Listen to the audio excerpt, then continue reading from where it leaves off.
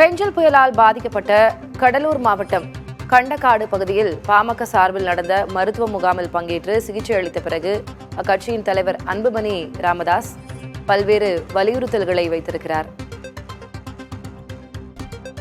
பெஞ்சல் புயல் பாதித்த வட மாவட்டங்களில் மட்டும் ஏன் பாரபட்சம் என்று வினவியிருக்கிறார். நிவாரணத் தொகையை அதிகரிக்க வேண்டும் என்றும் அவர் வலியுறுத்தியிருக்கிறார்.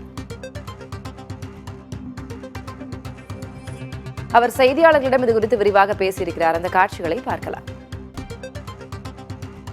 சாதாரணமாக இந்த நீர் சாத்தனூர் அணையிலிருந்து கடலூர் வருவதற்கு ஒரு நாள் 1.5 நாள் ஆகும். ஆனால் இப்பொழுது தென்பெண்ணை ஆற்றிலே மணல் கிடையாது. மணல் கொள்ளையால், மணல் இல்லாத சூழலால் அடுத்தது கிட்டத்தட்ட ஒரு 6 மணி நேரம் 8 மணி நேரத்தில் தண்ணி வந்துடுச்சுங்க. மக்கள் அவருடைய உயிரை பாதுகாக்க வெளியேறினார்கள். அவர் உடைமைகள் எல்லாம் அழிந்து விட்டது. இன்னும் சொல்ல போனால் கிட்டத்தட்ட 20,000 மேல் கால்நடைகள் இறந்திருக்கிறது. எத்தனையோ குடிசைகள் பாதிப்பு.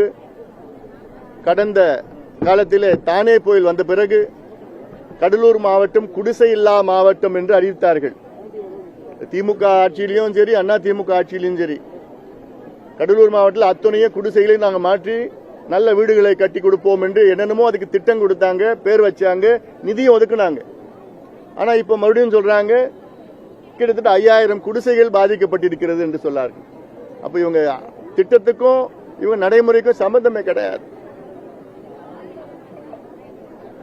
இதுவரை இந்த புயலால் வட தமிழ்நாட்டில் 4.5 லட்சம் ஏக்கர் பயிர்கள் அழிந்திருக்கின்றன. 4.5 லட்சம் ஏக்கர், கிட்டத்தட்ட 2.25 லட்சம் ஹெக்டேர், 2,10,000 ஹெக்டேர். இதற்கு முழு நிவாரணம் அரசாங்கம் செய்ய வேண்டும், கொடுக்க வேண்டும். கால்நடைகள் அதற்கு நிவாரணம் கொடுக்க வேண்டும். வீடு பொருட்கள் சேதம், 2 வீலர் வாகனங்கள் எல்லாம் இன்னைக்கு பழுதடைந்து சேதமடைந்து இது எல்லாமே அரசாங்கம் ஈடு கொடுக்க வேண்டும்.